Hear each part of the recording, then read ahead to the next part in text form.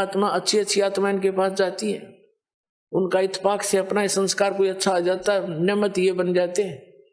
जितने सुख ये बताते हैं इनके चेले, इतने तो हम पहले भी प्राप्त किया करते, साला सर जाया करते, हनुमान के पुजारी थे और कुछ भी मंत्र नहीं करते थे, इन्हें को जो मिल गया वो मंत्र कर लिया।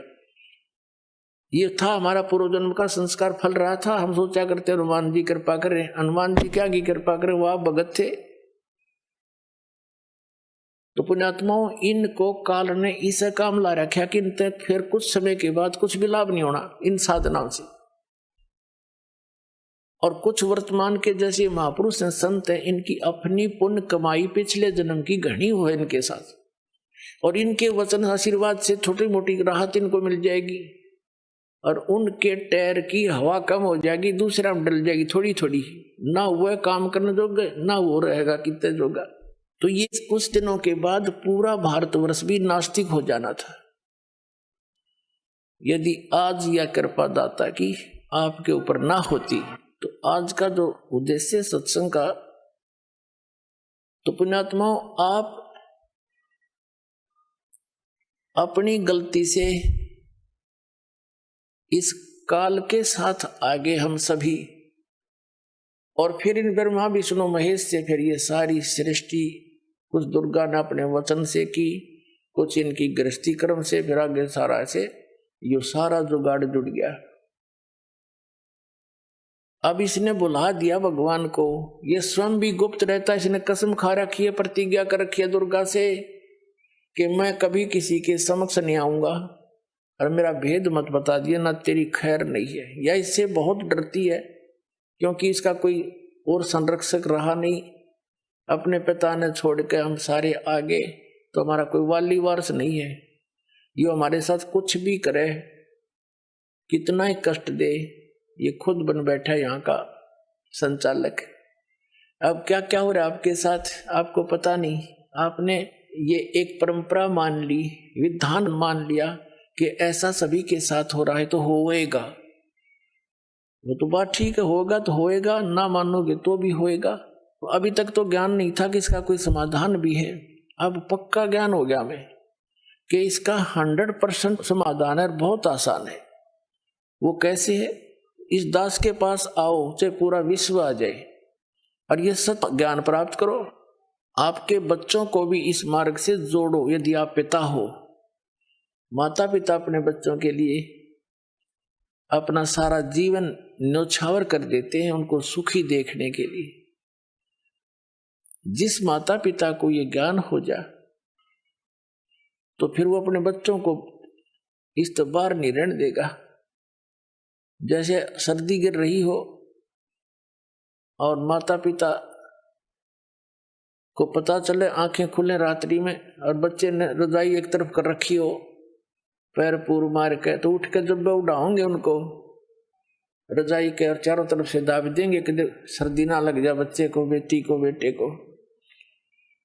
तो पुण्यात्मा, जिस माता पिता ने दीक्षा ले ली उसने तो रजाई ओढ़ ली, काल की सर्दी लग गए को ना, उस पर तो दुख का असर हो नहीं, और बच्चे बगैर रजाई के बैठे हैं, और उसी सर्दी में उसे घोर स्थान पर, भयंकर स्थान पर। तो अगर जिस दिन आपको ज्ञान होगा, अपने बच्चा ने भी रजाई उड़ाओगे, चाहे अपनी भी उतार के उड़ानी पड़ जाए, तो अपनी उतार के उड़ाने में भी कोई समझदारी नहीं, आप नमूनिया हो जाएगा, लेकिन बच्चों को भी रजाई की व्यवस्था अवश्य करेगा। तो यही आपसे प्रार्थना है कि अपने बच्चों को, ये बहुत पुण्यकर्मी प्राणी आपके घर में जन्म लेने लग रहे हैं। अब ये जितनी भी आत्मा आपके घर पर आएंगी उपदेश के बाद, उपदेश से पहले भी आई है, वो भी अच्छी आत्माएं हैं क्योंकि मानव शरीर मिला है, और उनको भी और आने वाली अन्य संतान को इस परमात्मा की रजाई में जरूर लपेट लेना, इसे बाहर ना रहना। फिर आप जब यहाँ से जाओगे, आप यहाँ से जाओगे संसार छोड़कर, इस ज्ञान के आधार से आपकी आस्था इतनी हट जाएगी यहाँ की। अगर आपको कोई स्वर्ग का राजा भी बना होगा ना, आपने नफरत हो जाएगी हृदय से, नो नहीं कहने सुनता है, आपकी रुचि ना बने। ये ज्ञान ऐसा दे देगा दास जो परमात्मा ने दे रखा, और सच्चाई के आधार से ये अपना नरक दिखाई देगा यहाँ का राष्ट्रपति प्रधानमंत्री, कि वो अपने कर्म फोड़े कति, दूसरा काम नहीं सारा दिन। और फिर आज तो प्रधानमंत्री राष्ट्रपति और कल न पशु बन खड़ा हुआ। यहाँ तो हम इसकी स्टैच्यू लगा करके, मूर्ति बना करके फूल मालाएं डालते रहते हैं, और बगैर भक्ति के वो गधा बन के सैर सपट्टे कर रहा को मार के यहाँ। तो ये काय की महिमा है।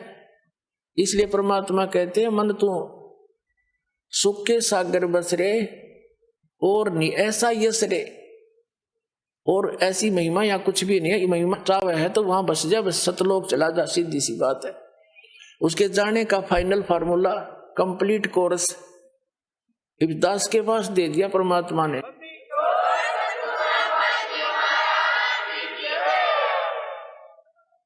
अभी तक तो जितने भी संत पंथ महंत परमात्मा के एक एक अंश को लिए बैठे थे। कोई तो ओम नाम बता देता है, कोई किलम किलम करवावे है, कलंग कृष्ण कलंग ये मंत्र है, कोई हरम हरम करवावे है किसी से, और कोई सोहम के 2 हिस्से करके नाम जाप करने को कहता है, कोई गायत्री मंत्र पर आश्रित किया हुआ है, कोई विष्णु जी को भगवान बतावे, कोई श्री कृष्ण जी को, कोई राम को, और कोई ब्रह्मा को, कोई ब्रह्म को। तो पुण्यात्माओं, हमें ज्ञान ना होने से हम अपने अपने उस परमात्मा के अंश को कंप्लीट गॉड मान रहे थे। जैसे एक समय 5 अंधे जा रहे थे, उनको पता चला कि गांव में हाथी आया है। पहले गांव में हाथी आ जाता तो बहुत बड़ी बात होया करती, सारे देखने आ जाते, इकट्ठे हो जाते, टोल के झुंड आते थे। अंधों ने पता लगा कि भाई हाथी आया गांव में, हम भी देख के आएंगे। एक आंखों वाले से कहा भी हमने एक बार हाथी के पास छोड़ दिया, क्या करोगे तुम सूरदास हो, क्या हाथी देखेंगे? वो कहने लगे हाथी कैसे देखोगे तुम, दिखता तो है नहीं। उन्होंने कहा हमारे हाथ आंखों का काम करते हैं, हम हाथ लगा लगा के देख लेंगे। उसने जाके हाथी के पास छोड़ दिया। चारों दूर दूर नारे नारे बिखर गए वो हाथी के चारों तरफ। एक तो नीचे के पैरों को देख रहा है, ऐसे हाथ फेरे और ऊपर हाथ हट जाए, नीचे ना जा, नीचे धरती हट जाए। उसने फाइनल कर लिया कि यो जो थाम सा है, थाम पिलर जैसा गोल गोल, यो है हाथी। दूसरे ने पेट के नीचे का हाथ फेर लिया, उसने सोचा यो है हाथी। और तीसरे ने सूंड के ऊपर का हाथ फेर लिया, उसने सोचा पाइप कैसा होता हाथी, उसने इतना ही फाइनल कर लिया। एक ने पूछड़ उसकी दूम के ऊपर हाथ ठा गया उसका, उसने उतने तो अपना एक्सपीरियंस कर लिया कि बस इतना हुआ हाथी पट्टे जैसा। तीसरे ने कान्ना का हाथ लग गया, उसने फाइनल कर लिया हाथी ऐसा होता है। वापस आ रहे थे, किसी ने पूछा सूरदासो कहाँ गए थे? हाथी देख का यहाँ भाई, हाथी तुमने कैसे देखा? देख लिया तन्ने के ठेका, पूछ ले नारा नारा बता देंगे। वो कहने लगा बताओ भाई हाथी कैसा है? जिसने उसके पैरों का अनुभव किया था उसने कहा हाथी होता भाई थांब कैसा, पिलर जैसा, गोल गोल।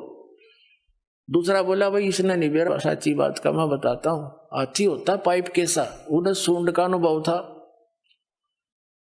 तीसरा कहता भाई इसने नहीं पता हाथी होता पट्टे कैसा, उसने पूछड़ का अनुभव कर रखा था। चौथा कहता भाई ये सारे झूठ बोल रहे, हाथी होता पाइप कैसा, उसने सूंड ठहरा था, वो सूंड के अनुभव किया बैठा था। अब चौथा कहता हाथी होता भाई छाछ कैसा। पांचवा कहने लगा ना हाथी होता बेटोड़े कैसा। जैसे हमारे यहाँ हरियाणा में पशुओं के गोबर के उपले पाथारे गोसे और उनका स्टॉक कर देते हैं बाहर, आगे सारा वर्ष उसको प्रयोग करने के लिए सूखा सुखू के, और एक ऊंचा सा ढेर लगा देते हैं। अच्छा और उसको गोबर से ही प्लास्टर कर देते हैं, अच्छी तरह लीप देते हैं उसको गोबर से ही, ताकि वर्षा वर्षा अंदर ना जावे। तो ऐसे हाथ फेरा तो ऐसा ही उसका खरदरापना जैसा बटोड़े का होता है गोबर के प्लास्टर का, ऐसा हाथी का शरीर था नीचे के। वो ने बोला हाथी होता है बटोड़े कैसा? तो उस आंखों वाले ने बताया भाई ये सारा मिला का हाथी बनता है, तुम्हें आंख को नहीं तुम्हारा, इसलिए तुम अपनी अपनी बात पर दृढ़ हुए बैठे हो। तो पुण्यात्माओं, आज तक जो भगवान का ज्ञान था वो आंशिक था, भक्ति भगवान की जो साधनाएं थी वो आंशिक थी। अब ये कंप्लीट हाथी दिखा दिया दास ने। अब पुण्यात्माओं आप देख रहे हो इस दास ने सत्संग के माध्यम से और आध्यात्मिक ज्ञान चर्चा के माध्यम से, जैसे ये टीवी चैनल वाले उन महापुरुषों का भी इंटरव्यू ले आए, जो जितना ज्ञान था उन्हें बोलना था वो बोल दिया। अब पहले जो शास्त्रार्थ होया करते थे वो तरीका व्यर्थ था, गलत था। उसमें क्या होता था कि सब संस्कृत के ज्ञाता होते थे, ब्राह्मण ब्राह्मण से ही शास्त्रार्थ करता था, श्रोता अशिक्षित होते थे, वो संस्कृत जानते नहीं। जिसने थोड़ी सी भी धारावाहिक संस्कृत बोल दी और श्रोताओं ने उसकी ताली पीट दी, विजयी हो गया, बस ये कोई बात थी। और फिर शास्त्रार्थ वो करेंगे क्या? दोनों अज्ञानी, एक से जो गणा ज्ञानी था वो सिलेक्ट हो जाता। जैसे मैं सिद्धानंद के साथ, मैं ऋषि को अगर कक्का पता नहीं इसने। अब क्या है कि अब परमात्मा ने सबसे पहले अपने को पहचानवाने के लिए आप जी को, इस परमात्मा ने सबसे पहले यह टेक्निक दी, इलेक्ट्रॉनिक मीडिया जिसको बोलते, और ये इंटरनेट सैटेलाइट बना के और ये सारा कुछ व्यवस्था करके प्रोजेक्टर तक की खोज करवाई। सदग्रंथों को हिंदी में उन्हीं इंजीनियरों से अनुवाद करवाया। अगर ये दास अनुवाद करता, इन सब का करना तो यही था, लेकिन किससे का यकीन नहीं होने दो, ये नकली नौकरी ने क्या पता संस्कृत आती है नहीं। और परमात्मा कबीर साहब के साथ भी इन्होंने यही अन्याय किया था, हमारे साथ किया था न्याय, कि वो कहते थे कबीर तो अशिक्षित है, ये जानता नहीं संस्कृत को, ये क्या जाने सत्य ज्ञान को, वेदों और ग्रंथों के ज्ञान को। वो तो जान ही जानते, उन्हें भाषा की जरूरत नहीं थी। उसने भाषा की तो हमारे लिए जरूरत थी बताने के लिए, कौन सी भाषा में आप समझो, उससे हम बोल दिया करते थे। चीन में गए चीन वाली बोली, हरियाणा में हरियाणा वाली बोली उन्होंने, और पंजाब में गए पंजाबी बोली, क्योंकि वो पंजाबी में समझ सके। अब संस्कृत में करें जाओ गछामी गछामी, कौन सुनेगा, उसने क्या समझेंगे। एक भाषा विशेष है, थोड़ा ही विद्वान बन जाता है। तो इसी प्रकार उस समय उनकी दाल गलगी के कबीर जी अशिक्षित हैं, ये क्या जाने सदग्रंथों को। और आज यही दशा होती है, दास इसका हिंदी अनुवाद करके सुनाता, कोई ना माना हो, तो परमात्मा ने दया करी, उन्हीं से अनुवाद करवा दिया। और कहते हैं चोर चुरावे तुमड़ी गाड्डे पानी में, वो गाड्डे वह ऊपर आवे, न सच्चाई छनी ना। इन्होंने खूब अपने अज्ञान विधान से सदग्रंथों के अर्थ अनर्थ करने चाहे, लेकिन सच्चाई फिर भी ऊपर आई, ये छुपा नहीं सके। तो दास ने फिर ये क्लियर कर दिया, तो अब ये साफ हो गया।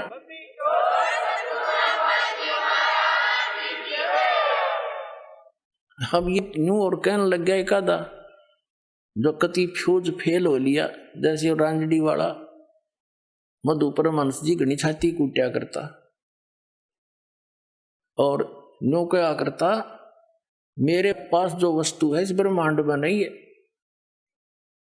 और सब भक्ति के चोर हैं बाकी के, उसको छोड़ के पाखंडी है। बताओ, एक भक्त अभी भी 1 महीने से 20 दिन से वो बता रहा था कि मैं पहले राधा स्वामी पंथ में था, ठाकुर जी महाराज का सीधा चेला था, मैं परिचर था, यानी वक्ता था, उनका सत्संग किया करता था, आदेश दे रखा था मेरे को, और मेरे को ये भी आदेश था, दीक्षा भी दिया करता, मैं नाम देता था। गुरु जी तो थे ठाकुर जी, और नाम दिया करता वो भगत जी। बताओ कोई बात हुई? ऐसे ही ये जो सतपाल जी महाराज हैं, और ये इनके भाई जो बाल योगेश्वर के जिसने प्रेम रावत अमेरिका रहता है, ये भी ऐसे ही करते हैं। और भी कई ऐसे प्रोसीजर अपना रखा है। नाम तो देगा एक संत बना रखे न संत जी, और गुरु जी होगा सतपाल जी और ठाकुर जी। वाह रे शेरो, बता फेरे तले होगी राम सिंह ते और पति होगा श्याम सिंह। कोई बात हो इनकी। तो पुण्यात्मा ये सारा ही ऊट पटांग हो रहा था। इस दास पर दया करी दाता ने। ठीक है, संघर्ष तो करना पड़ा, जेल तक जाना पड़ा। इन अज्ञानियों ने दुनिया को भ्रमित करके रामपाल गुंडा है बुंडा है, न्योना बताया 1 नंबर का आदमी है। ये पता लग जाएगा, ये पता लग जाएगा संसार को।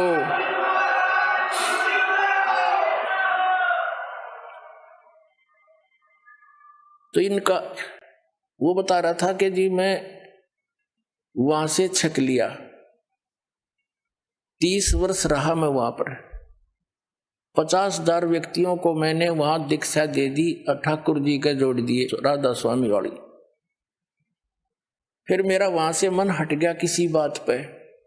फिर टीवी देखा, इनका सत्संग सुना श्रीमद परमहंस जी का, अच्छा लगा। कुछ उनसे हटकर बात थी थोड़ी बहुत, नाम नूम दीक्षा दीक्षा वह हूं तो मैंने वहां दीक्षा ले ली। 2 वर्ष से वहां मैं जुड़ा हुआ था श्रीमद परमहंस से, जम्मू वाले से। फिर कुछ दिन के ही बाद आपका सत्संग भी आता था, वो भी सुनने लगा मैं। अब 2 वर्ष से मैं आपका भी सत्संग सुन रहा था और वो अपने सेकंड गुरु जी का भी सुन रहा था, श्रीमद परमहंस जी का। और हम ये सोचा करते थे, हमारा ग्रुप था सैकड़ों का, हम ये सोचा करते भी दोनों अपने आप को नो कहे, जो वस्तु मेरे पास है किसी के पास नहीं। अब हम निर्णय कैसे करें? या तो जब बात पड़े ये दोनों आमने सामने हो किसी दिन, हम नो सोचा करते। 10 दिन के बाद वह दया भी होगी, साधना टीवी पर दोनों आमने सामने। और सत्संग जब शुरू हुआ बड़ी खुशी हुई, हमने अगले दिन की दोनों की जो सच्चाई सामने आ जाएगी। मैंने सब जगह फोन लगा दिया, जो श्रीमद परमहंस के मेरे साथी चेले थे, और सब ने अपने टीवी ऑन कर लिए, इधर उधर जाके इकट्ठे होकर बैठ गए सारे ग्रुप के ग्रुप। तो वो कह रहा था जी 3 घंटे प्रोग्राम चला, और जब प्रोग्राम समाप्त हुआ मैंने तो सर मारा धरती में पटक गए, हे भगवान देख यो कित मूर्ख बना रहा था हमने आज तक। फिर लगे मेरे पास फोन आने सब साथियों के, कहने लगा ईब के करें के पायस मधु परमहंस दौरे खाखी कति खोखा। तो हमने स्कीम बनाई, चलो वहां आश्रम में सैकड़ों की संख्या में आकर नाम लेगा उस मधु परमहंस के।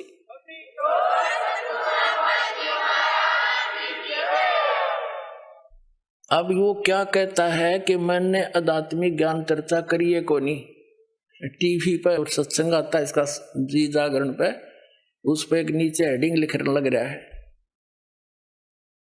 देख ये संत है, यानी आर को स्वीकार ना करके बकवादों में बढ़ गए। जैसे दो सही पहलवान हो और दोनों कुश्ती करते हैं और एक तो हारे जीते गए, एक ने दूसरे को हरा दिया, तो दोनों गले से मिलते हैं और हाथ मिलाते हैं और खुश होकर अपनी हार स्वीकार करता कि मार गया, यू जीत गया भाई। सरेआम कहते वो है महान आत्मा, ये महान आत्मा है।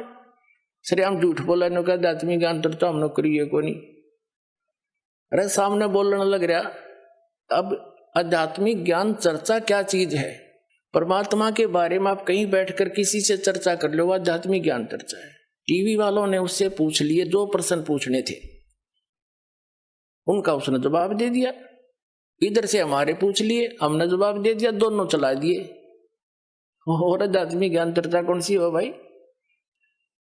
अब इसका सिर घूम गया, अब इन्हें ठिकाना नहीं रहेगा इस पृथ्वी पर। देख लेना, या तो इन्होंने स्वीकार करना पड़ेगा और कहना पड़ेगा अपने चेलों को। एक व्यक्ति कह रहा था, नाम ले लिया उसने यहाँ करके, उसी का चेला था। वो बोला जी मैंने उनसे फोन पर बात करी उसी दौरान कि महाराज जी से बात कराओ। पहले बात करते थे, फिर बात करनी बंद कर दी। चेला ने उठाया फोन तो वो कहने लगे कि अभी यू के पाया 4-5 साल मेरे खो दिए तुमने। अरे ये झूठ बोला इंद्री, कोई तो प्रमाण दिखा दो ताकि हमारा दिल डटे, हमें कोई शांति दो। ये 8 कमल बतावे और संत रामपाल ने ये 9वां कमल कबीर सागर में दिखाई दिया। अरे यो 8वां कमल बताओ, शर्त ऊपर सवा हाथ है, किसे गए हाथ मार के देख लो है किते, छोटे में झूठ बोलने लग रहा। वो कहाँ 8वां कमल इसने सपने में भी ना बता। अरे यो 11वां द्वार बतावे, उन्होंने 12वां द्वार सच्चाई के साथ प्रमाणित कर दिया दिखा करके। यो मंत्र कौन से देता है? सतगुरु सतनाम रे कान में नो कहता है मैंने वही दिए हैं नाम जो परमात्मा कबीर जी ने धर्मदास जी को दिए थे। ये भी बोलता अपने आध्यात्मिक ज्ञान चर्चा में इंटरव्यू के दौरान। और दास ने दिखा दिया कि धर्मदास जी को कौन सा मंत्र मिला था, 2 अक्षर का सतनाम।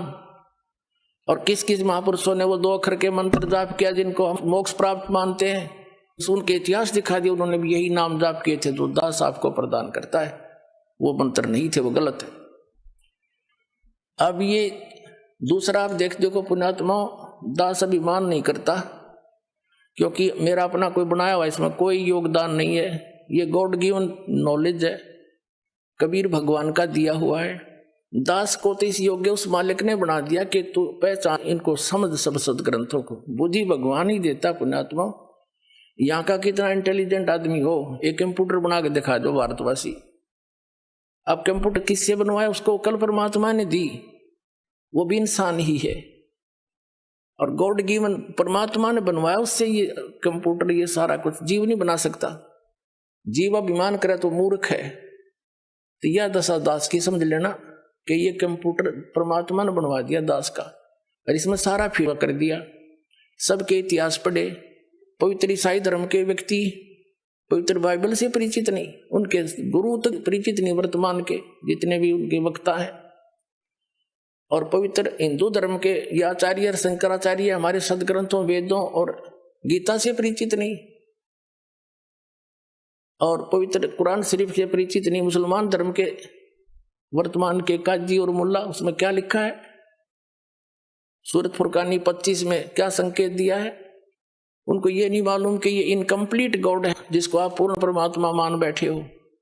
सूरत फुरकानी 25 आयत नंबर 52 से 59 में कुरान शरीफ का ज्ञान दाता अपने पैगंबर हजरत मोहम्मद को कह रहा है कि हे पैगंबर, तो इन काफरों की बात मत मानना। ये कबीर को भगवान नहीं मानते, वो कबीर है समर्थ शक्ति, और उसके लिए संघर्ष करना। इनकी बात तो मत आना, ये तेरे साथ कितनी बाधा पैदा करे, तू आगे अडिग रहना। इसका नाम संघर्ष है, लड़ना नहीं। और वो परमात्मा वही है जिसने 6 दिन में सृष्टि रची, 7वें दिन तख्त पर जा बैठा, वो सबका जनक है, उसी ने सब उत्पन्न किए। उसकी खबर किसी बाखबर से पूछ ले। इससे सिद्ध हो गया कि जो कुरान शरीफ का ज्ञान दाता है उसको मुसलमान धर्म अपना अल्लाह मानते हैं, और वो अल्लाह तो किसी अन्य अल्लाह की ओर संकेत कर रहा है। तो क्या ज्ञान है इनको? बताओ कौन है फिर वो अल्लाह? इस दास ने पाया वो अल्लाह। अब बताऊंगा कौन सा वो अल्लाह? कबीर अल्लाह।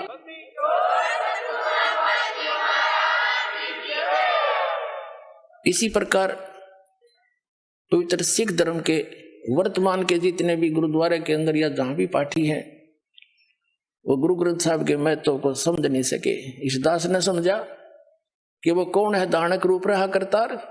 कौन था? बेई नदी में एक जिंदा महात्मा के रूप में उनके साथ आया था, और एकदम अंतर्ध्यान करके उनको कहाँ लेकर गए थे, कौन थे वो, और कैसा वहां परमात्मा। गुरु ग्रंथ साहिब में लिखा है वो साकार है, उसकी चाल बताई है, उसकी आंखें बताई, नाक तक बता रखे हैं गुरु नानक साहिब जी ने।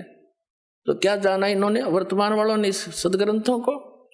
और सतगुरु के लक्षण कहूं, वो मधुरे बैन विनोद, 4 वेद 60 शास्त्र, वो कहे 18 बोध। सतपुरुष जिन जानसी, सतगुरु जिसका नाम जिन्हें खाक जाने। सतपुरुष यानी परमात्मा को किसी ने जाना? उन महापुरुषों को छोड़कर जिनको सीधे आकर मिले थे, उन्होंने अपना अनुभव लिखा, इसको समझ नहीं सके। तो किसी भी वर्तमान के सभी धर्मों के जितने धर्म ग्रंथ है इस दास ने समझे और उनका समझ में नहीं आए। तो अब जैसे इन शंकराचार्यों के साथ ऐसे ही दया करी दाता ने आपके ऊपर करी ना, ये साची उपराणे ना जो सन 2009 में अक्टूबर में हमने इनके पास निमंत्रण भेजा था, प्रार्थना पत्र चारों शंकराचार्यों पर रजिस्टर्ड भी, और स्पेशल भगत भेज के उसे साइन करवा के लाए कि आप आइए आध्यात्मिक ज्ञान चर्चा सतलोक आश्रम बरवाला में करिए। इसी आश्रम में निर्धारित किया था, ये बन रहा था उस समय। वो क्यों आऊं भाई, वो तो एक महापुरुष मान रहे अपने आप ने, रामपाल एक बैठा कोण में, उन्हें अपनी बेइज्जती माननी होगी, लेकिन हमने उनके आसन उसन लाकर पूरी श्रद्धा से उनका व्यवस्था की थी, वो नहीं आए। 2 चैनल बुक रखे थे, साधना और जी जागरण, और 4 घंटे सत्संग दोनों पर रिले हुआ, नहीं आए, कोई बात नहीं, हमारा दुर्भाग्य था। अब दया करी परमात्मा ने सद्बुद्धि दी इस साधना चैनल वाले पुण्यात्माओं को। पुण्यात्माओं धन्य है ये साधना चैनल जिसने इतना मदद करी हमारे इस परमात्मा के ज्ञान को आप तक पहुंचाने में। जिस भी चैनल पर चलाओ थे तीसरे दिन हाथ खड़ा कर लेते, क्यों धमका दे इनको दूसरे, क्यों उनकी पोल खुल रहती सबकी। ये आपके शत्रु हैं, मित्र नहीं है। सन 2003 में आस्था चैनल पर चला था हमारा प्रोग्राम, 6 महीने चला था, और सबके में आलण लग गया था। इन नकलियों को पता लग गया, इन्होंने तुरंत उसको धमका डरा कर बंद करवा दिया। हमने सिर पटक लिया, किसी चैनल वाले ने चलाया नहीं। फिर कुछ दिनों के बाद ये साधना चैनल नया नया खुला था, इस पर कोई गाहक नहीं था, हमने कोई ओटे नहीं था, हमारा नो जोड़ बैठ गया। तो इसने मुंह मांगे पैसे भक्ता ने दिए इसको, और ये चलाएगा। मालिक की दया है, लीला तुसी की। पहले इसका कवरेज बहुत कम थी, तो उस क्षेत्र के लोग खूब परिचित हुए। थोड़ी देर तक गालम गाला हुए, मारे गए फोन पे भी गालियां दें, क्या बकवास कर रहे हो, बंद करो इसको। तो बड़ा संघर्ष के साथ निकल के ऊपर आए हैं पुण्यात्माओं। और अब जो भी सुना इस प्रोग्राम को, आंखों से आंसू गिरते हैं। कहाँ छुपी थी ये सच्चाई, कहाँ भूले बैठे थे हम भगवान को, आसपास भी नहीं थे दाता के। पहले जब भी हमारा ये सत्संग शुरू होता था साधना चैनल पर, और 10-20 फोन आ करते गाली देने वालों के, तुम क्या बकवास कर रहे हो, तुम ब्रह्मा विष्णु महेश के माता पिता बता रहे हो। ये भगत कहा करते जी ऐसे हो रहा, माँ भी चलने दो, तुम बोलियो ना, भला बुरा सबका सह लो, आन दो टाइम। भगवान का बोला शब्द है, कोई मेरा अपना कहा हुआ थोड़ा ही है। प्रमाणों को देख देख कर सबके बुद्धि सेंटर में आ गई, भाई सच्चाई तो ये है। तो इसी आधार से इन शंकराचार्यों से इन्होंने जाके इंटरव्यू लिया, बड़ी मेहनत करी, और फिर उसको चलाया दास ने। फिर उनकी धोती सारे की कख नहीं पाया। अपने आत्माओं एक इंटरनेशनल सतर के चैनल है दोनों, जी जागरण और ये साधना। डिश टीवी पे यू चल है, एयरटेल पे यू, और बाकी बहुत स्थानों पर केबलों पर आता है, और सब पे आध्यात्मिक ज्ञान चर्चा चला दी। और उनके मुंह में जबान नहीं रहा, सदमा सा हो गया सबके, सांस नहीं काटते। बोलो बताओ, या तो मैं गलत कह रहा हूं तो बताओ, रामपाल गलत कह रहा है बताओ कितने फ्यूज हो गए वो सारे। कहते हैं तारा मंडल बैठ कर चांद बड़ाई खावे, उदय भया जब सूरज का स्यों तारों छप जावे। और ज्ञान सब ज्ञानड़ी कबीर ज्ञान सो ज्ञाने, जैसे गोला तोब का अब करता चले मैदाने।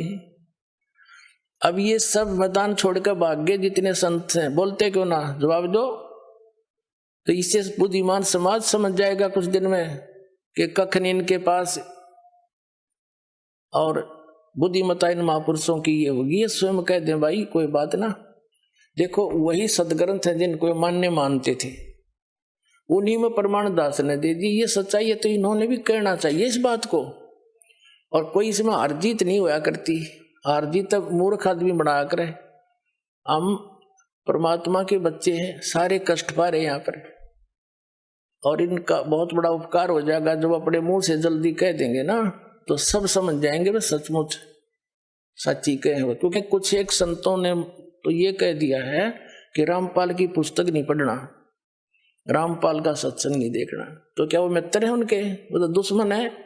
सबका सुनो सत्संग और कंपेयर करो, सबके साथ तुलना करो, तो संत नहीं है। जैसे ईसा मसीह जी ने कहा था कि ये तुम्हारे जो गुरु हैं ये तुम्हें बहुत अच्छे लगते हैं, बड़े शरीफ दिखाई देते हैं, पर ये तुम्हारे दुश्मन हैं। ये भेड़ नहीं, ये भेड़िए हैं। तुम इनको भेड़ समझते हो, ये भेड़िए हैं, तुम्हारे जीवन का नाश कर रहे हैं। हरी नहीं बात, उसको क्रश करवा दिया था। वो उपकारी आदमी था और उन दुष्टों ने अपना, क्यों उसमें शिक्षा थी को नहीं, राजाओं को बका दिया, प्रजा को बका दिया और उस महापुरुष को क्रश करवा दिया, उस महापुरुष को। और वही तरीका दास के साथ अपनाया था करुत्था कांड कराने के लिए। लेकिन अब मालिक का साथ था हमारे और उसका वचन था, प्रमाण हमारे साथ थे, सीडी हमने बनाकर समाज में भेज रखी थी। तो वही काम दास के साथ करना था। करुत्था कांड झूठ झाट बोल कर, अफवाह फैला के, इतना अफवाह फैला दी जब समाज में मुझे मारने के लिए कि इसको मार भी देंगे तो जनता ने कहेगी ठीक हो गया, निकम्मा आदमी था, मारना चाहिए था। उसी उद्देश्य से उन्होंने फिर आक्रमण किया करोथा आश्रम पर। इस मुख्यमंत्री हरियाणा के भूपेंद्र सिंह हुड्डा के कहने से, क्योंकि ये भी आर्य समाजी है। और महर्षि दयानंद की पोल खोल दी, मैंने वेदों से तुलना कर दी उनके सत्यार्थ प्रकाश की। और इतना ही कहा था, भाई आप इसको सत्यार्थ प्रकाश महर्षि दयानंद का लिखा हुआ मानते ही हो। और ये महर्षि दयानंद कहता है कि वेद सत्य है, वेदों में जो लिखा है वो मुझे मान्य है और इसके अतिरिक्त मैं किसी की बात को स्वीकार नहीं करता। तो वेदों से तुलना कर दी कि महर्षि दयानंद कह रहा है कि परमात्मा पाप नाश नहीं कर सकता। ये दुर्वेद अध्याय नंबर 8 के श्लोक नंबर 13 में स्पष्ट किया है कि परमात्मा घोर पाप भी नाश कर दे साधक के। फिर भगवान के साथ जो पाप है नाश नहीं कर सकता, वो साबुन के साथ जो मैल नाश नहीं कर सकता, फिर साबुन भी क्यों कहते हैं उसको? ऐसे इसके ढेर सारे प्रमाण वेदों से कैंसिल कर दिया। ये कति फ्यूज हो गया। इन आचार्यों ने पता चला कि ईब तुम्हारी रोजी रोटी जावेगी, जय हमारे अनुयायियों को पता लग गया। इसलिए इन्होंने उनकी जनता का दिमाग बदलने के लिए मेरे को बदनाम करा, छक्के इतना बदनाम कर दिया कि घर के भी नफरत कर दिया आदमी तय, जो इतनी भी झूठ होती हमारे अंदर। लेकिन आज वही रामपाल है, शिखर में जाएगा यो ज्ञान। हाँ, पता लग जाए सबको।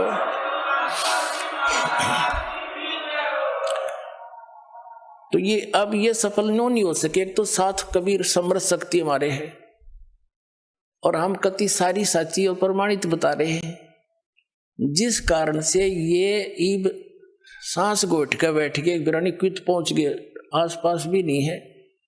आसपास का मतलब है जैसे आदमी के बारे में कुछ बात कही जाती है तो उत्तर देव है, अन्यों कह देवे रामपाल ने यह झूठ बोल दी, तो हम फिर उसका दोबारा उत्तर दें, भाई नहीं देखो ये प्रमाण है, ये ठीक हो।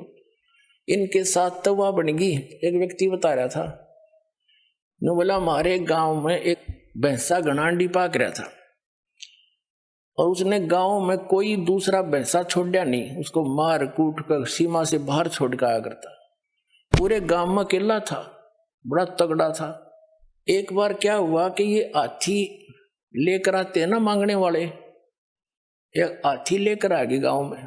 और हमारे गांव में जोड़ खोद रखा था तालाब, उसमें बहुत गहरे गहरे गड्ढे बना देते थे गांव वाले मिलकर कि वर्षा होएगी पानी ज्यादा स्टोर हो जाएगा। और वो भरा हुआ था, कुछ नहर से भरवा दिया था, तो फुल था वो सरोवर। हाथी वाले आए, उन्होंने अपना सारा दिन गांव के नगर में कुछ मांगा मूंगी करी, हाथी दिखाकर वो दाने दूने कपड़े लेते और फिर वहां बैठ के तालाब के किनारे आप खाना खान लग गए और हाथी छोड़ दिया उस तालाब में। हाथी गहरा गहरा पानी था, उसमें खूब मस्ती मारा, उसके अंदर लौट रहा गर्मी में।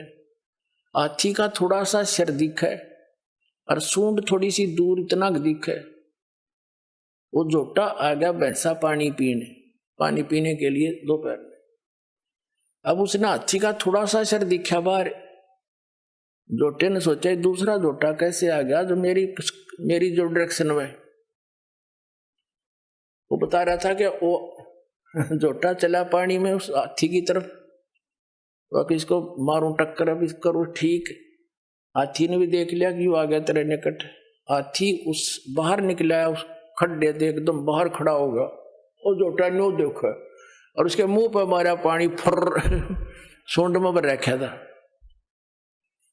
उन्होंने बताया था कि वो जोटा वहां से दौड़ा था सपेट को सुती स्पीड थे, और 3 किलोमीटर 4 किलोमीटर हमारी सीमा है दूसरे गांव की, उस सीमा ते पार जाकर उसने पीछे मुड़ के देखा। तो और गांव के लोग ने पूछे, नो देखे भाई इसका कोई पीछे भी नहीं लग रहा, और यूं इतना कसूता बाजा क्यों जा है, सीमा पार कर गया। तो पता लग गया कि ऐसे ऐसे बन गई अंडी गेला। तो पुण्यात्माओं दास ने यू सारा हाथी दिखा दिया इन ताई। अब ये पता नहीं कहां जाकर डटेंगे।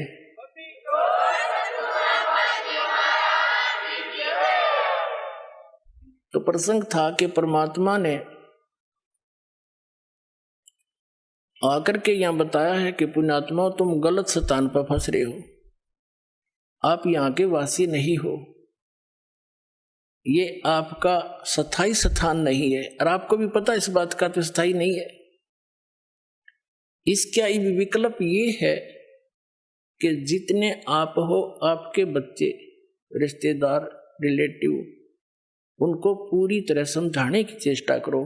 भले ही वो एक बार ना माने, प्यार से दूसरी बार 5-10 दिन के बाद जाकर फिर स्टार्ट करे, 10 दिन के बाद फिर पहुंच जा, धीरे धीरे स्वाता स्वाद से उसको जितना स्वा उतने बोला, फिर तो पहुंच जाते, वो गाली भी दे बोला ही नहीं, क्योंकि हम सारे ऐसे थे, भ्रमित थे। और फिर धीरे धीरे यह बात आप पर समझ में आ जाएगी। तो इन बच्चों को भी मालिक के लाइन में लाओ। दास ने देखा है कि छोटे बच्चे इतनी अच्छी आत्मा के थे, उन बच्चों ने नाम लिया, ज्ञान समझा, 15, 16, 20 वर्ष के। फिर माता पिता संघर्ष करें तो देवता पूजने छोड़ दिए, समाज पर भी माथा ना टेकता, तो कि हमारा कुपूत पैदा हो गया। किसी कहीं लड़की ने नाम लिया तो उसके पीछे घर के पड़ गए। अब धीरे धीरे उन्होंने सारे परिवार ने आना पड़ा इस ज्ञान समझ के, फिर रोज के नए नए सुख दिए परमात्मा ने। तो आज वही परिवार समर्पित हो गया इस दाता पर। पहले हमने गाली देवा था, अब ऐसी अफवाह फैलाते हैं बहुत से लोग कि रामपाल तनु का है कि अपने जो कोई मर जावे उसने घसीट के ले जाओ, कंधा भी मत दो। इन्हें झूठ बोलने तो मतलब है और दूसरा काम नहीं, नकलिया ने। कोई बात हुई, हम सरेआम कहते हैं संस्कार करो, विधि से ले जाओ, जो बेमतलब के बवंडर है वह ना करो। जैसे मरने वाला मर गया, उसने फूकन की तैयारी कर रहे, अन्यों का भी इसका स्नान कराओ, वो खाक स्नान कराओ है, फूकन जान लाग रहे हैं, और नहवाओ धुआओ, ये बेमतलब की बकवादी न शुरू करा रखी। फिर क्या है, जैसे कफन है, मुर्दे को ढकने के लिए एक पर्याप्त है। अब क्या परंपरा बना रखी है, आसपास के जितने भी व्यक्ति होंगे, घर हैं जैसे उसके 10-20 घर हैं आसपास के कुल के लोग, तो 10 से के 10 चादर डालेंगे उसके ऊपर, और उन्हें फिर फूकने जाएंगे।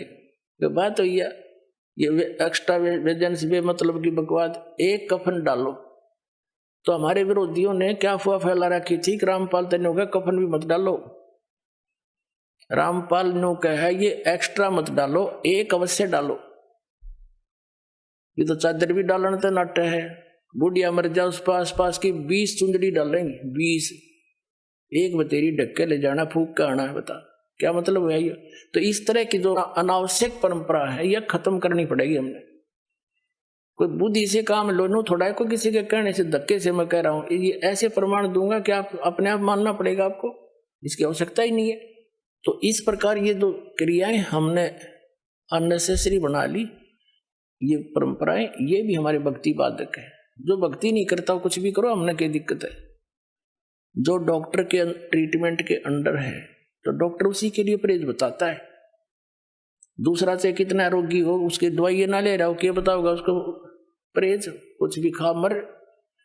तो कहने का भाव ये है पुण्यात्माओं कि आप यहां गलत स्थान पर आ गए, ये रहने का स्थान नहीं है। अब परमात्मा ने आकर ये ज्ञान दिया कि और ज्ञान सब ज्ञान डी, कबीर ज्ञान सो ज्ञान, और जैसे गोला तोब का इब करता चला मैदान।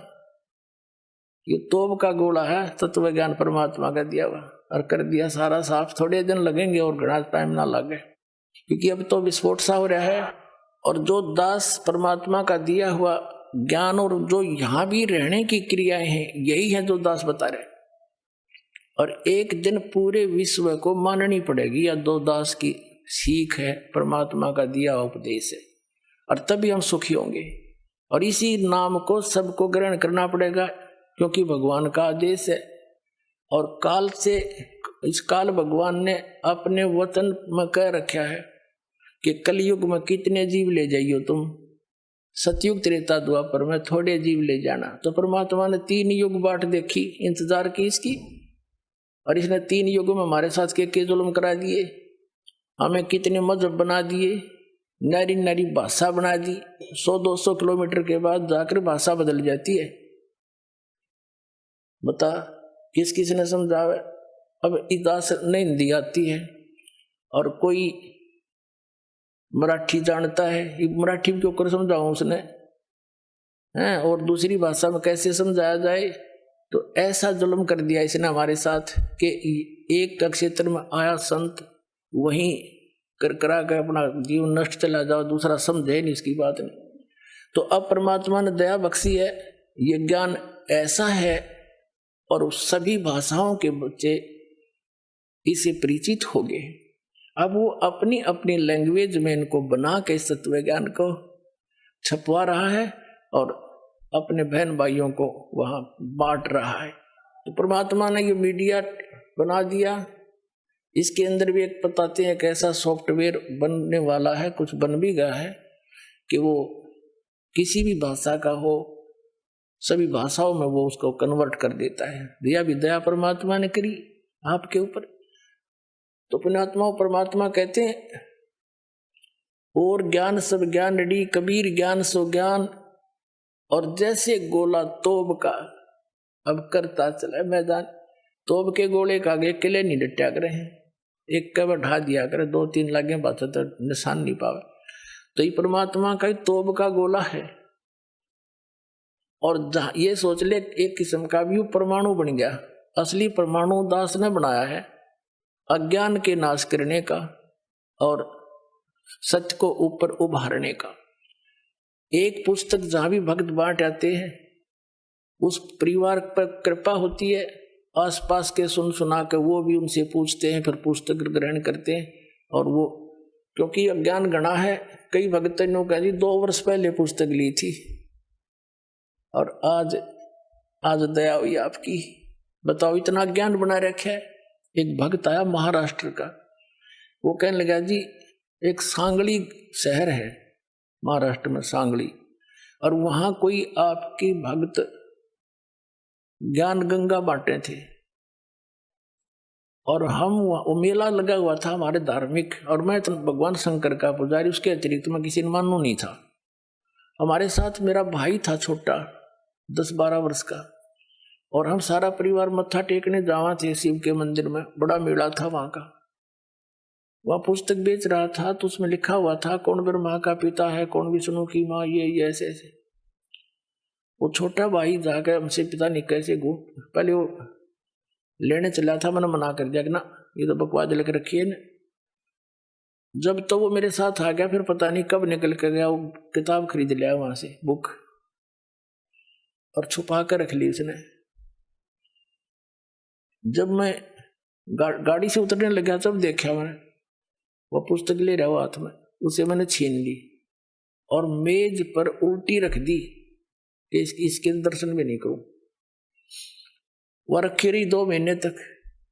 एक बार मेरा कुछ ऐसी टेंशन बनी, कुछ ऐसे सर्कमस्टांस बन गए, मेरा सिर पाटन हो गया, घनी टेंशन हो रही किसी बात की, और मैं बाहर बैठ गया चेयर लेके।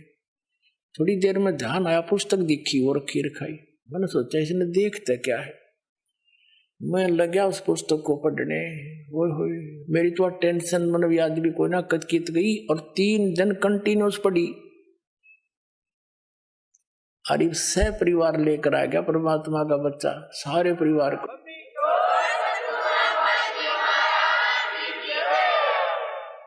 तो ये एक किस्म का परमाणु बन गया ये पुस्तक परमात्मा के ज्ञान की।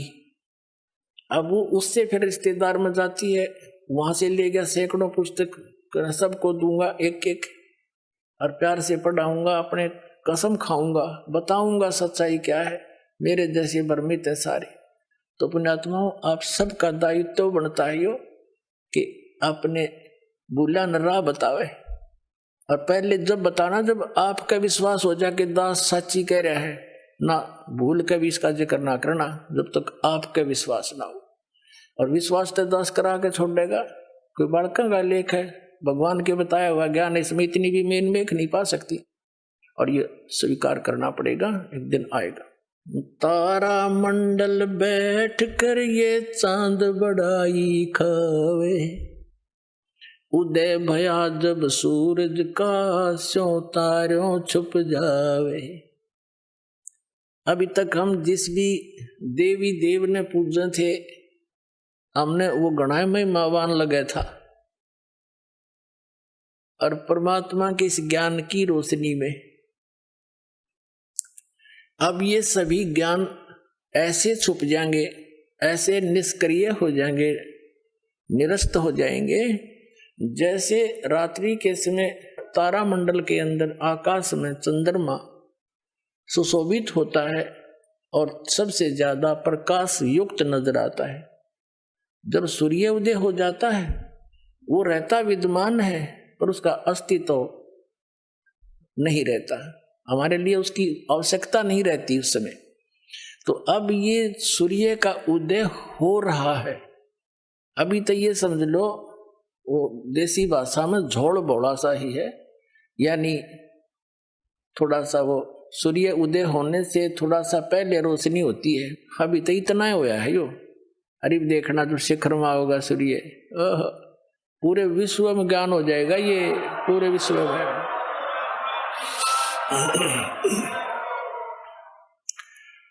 तो परमात्मा क्या बताना चाहते हैं कि आप यहाँ के वासी नहीं हो, आप सतलोक में रहा करते, वहाँ सारे सुख थे, और अपने पैर पे आपको आड़ा मार दिया। ये दास एक जूनियर इंजीनियर था इसमें, कंस्ट्रक्शन सिविल के अंदर, हरियाणा में इरिगेशन डिपार्टमेंट। तो वहां पर एक बहन अपने 2 बच्चों को लेकर मजदूरी करने आई, और वह लड़की मजदूरों की जैसी नहीं लगे थी। फिर भी कोई इतना विशेष ध्यान निगाह में, कोई बात नहीं, पता नहीं परमात्मा किस घर में कैसा बालक हो जाए। फिर वो रो रही थी, रोने लगी। कुछ देर बाद दूसरे तीसरे दिन जब हम दोबारा गए, उससे पूछ बैठा, भाई बहन क्या बात है, क्यों रो रही हो? वहीं पर और कई मजदूर बैठे थे, बेलदार वगैरह, उनकी पत्नियां थी। वह बहुत बुरी तरह रो ही रही थी। उसने थोड़ी सी देर बाद से फिर बताई साची कि मैं ऐसे ऐसे एक बहुत बड़े घर की बेटी थी, सेठ था है मेरा पिताजी, बहुत बड़ा पैसे वाला, और मुझे सारी सुविधा थी, और जो मेरा पति है ये हमारे यहाँ नौकर रहा करता, और मैं इसके जाल में फंस गई।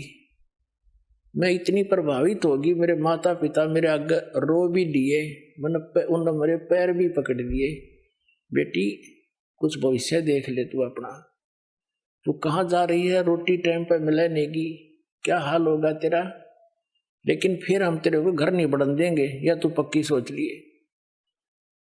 मैंने एक नहीं मानी, और इस मेरे पति की बात में इतनी फंस गई, हम वहां से घर से भाग गई। अब ये जो मैं पैसा लेकर आई थी, 1-2-4 लाख रुपए, वो खर्च खरीदी, सारा शराब पीता है।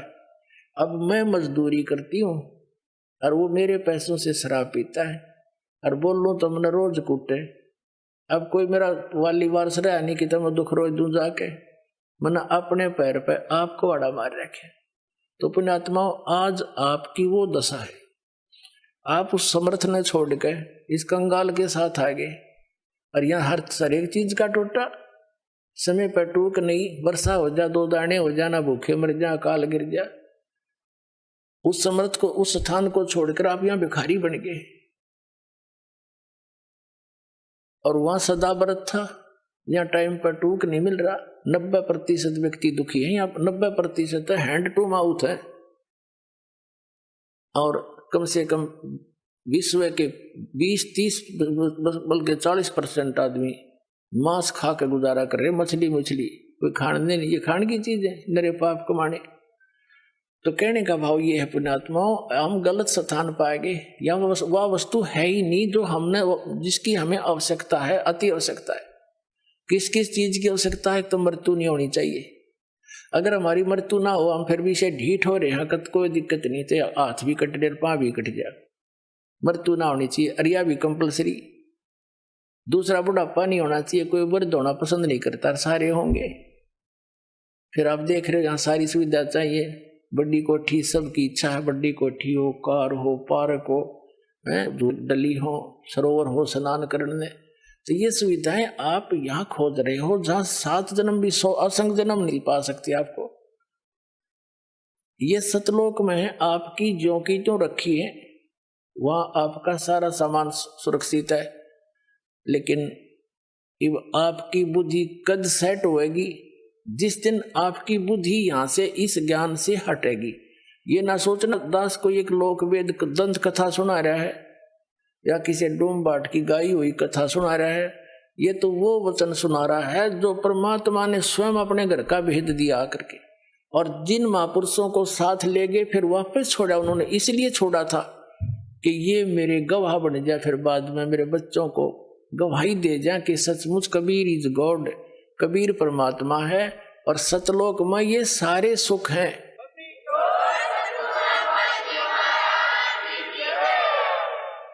और वहां जाया कैसे जाता है?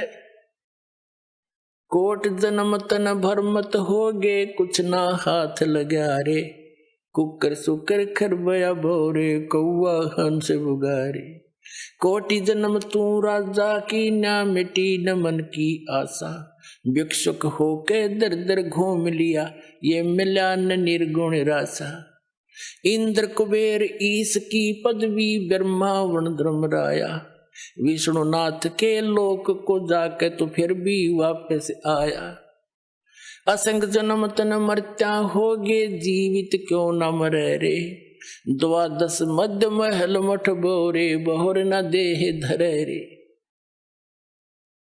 दोजक बहिष्ठ सभी तय देखे, राजपाट के रसिया, 3 लोक से तरपत नाही, ये मन भोगी खसिया। सतगुरु मिले तो इच्छा मिटे, पद मिल पदे समाना, चल हंसा उस लोक पठाऊं, जो आदि अमर अस्थाना। 4 मुक्ति जहाँ चंपी करती, माया होरी दासी, दास गरीब अभय पद पर से, वो मिले राम अविनाशी। इस एक शब्द में आदरणीय गरीबदास साहिब जी, गांव छुरानी, जिला झज्जर वाले ने स्पष्ट कर दिया। उनको परमात्मा आए थे, जैसे आदरणीय नानक साहिब जी को सतपुरुष बेई नदी से अदृश्य करके नदी में डूबने का बहाना बनाकर और सचखंड लेकर गए थे, वापस छोड़ा था। ऐसे आदरणीय धर्मदास साहिब जी को परमात्मा सचखंड ले गए थे, सतलोक, और वापस छोड़ा था। ऐसे ही उनमें से एक महापुरुष आदरणीय गरीबदास साहिब जी, गांव छुडानी, जिला झज्जर वाले हैं। इनको इस पंथ से दास संबंधित है, तो इनको वहां सतलोक लेकर गए थे। फिर वहां की सब सुख सुविधाएं को देख करके यहाँ आके बताया है। तो पुण्यात्मा फिर भी यकीन ना होगा तो धिक्कार है फिर आपके इस मानुष जीवन को। इतनी बुद्धि दी परमात्मा ने, 100 प्रमाण दे दूंगा, और फिर जचेगा क्यों नहीं। अब जैसे अपना माता पिता बेटी का रिश्ता करके आते हैं और आके घर पे बताते हैं कि ऐसा लड़का है, ऐसी उसका कारोबार है, ऐसा मकान है, तो बेटी को कभी उसके माता पिता पर अविश्वास होता है? तो जिस दिन आप इस दास को अपना मान लोगे, आपका हितैषी मान लोगे, आप दास को एक एक शब्द सच्चा नजर आओगे और सच्चा ही होगा, क्योंकि मेरा कोई उद्देश्य नहीं आपको मिसगाइड करने का, आपको भ्रमित समाज को सतलोक पहुंचाना चाहता हूं। तो आदरणीय गरीबदास साहिब जी क्या बता रहे हैं कि कोट जन्म तन भ्रमत हो गए, कुछ नहीं हाथ लगा रे, कुकर सुकर खरवा बोरे, कौआ हंस बगारे, कुत्ता गधा सुअर बना, और कोटि जन्म तू राजा की न्या। अब राजा है, हम राजा बनना चाहते हैं कि करोड़ बार बन लिया तू राजा, एक बार नहीं, एक एक प्राणी करोड़ करोड़ बार राजा बन लिए, और फिर भिखारी गधे बन गए, फिर मनुष्य जीवन कभी आया तो फिर भिखारी।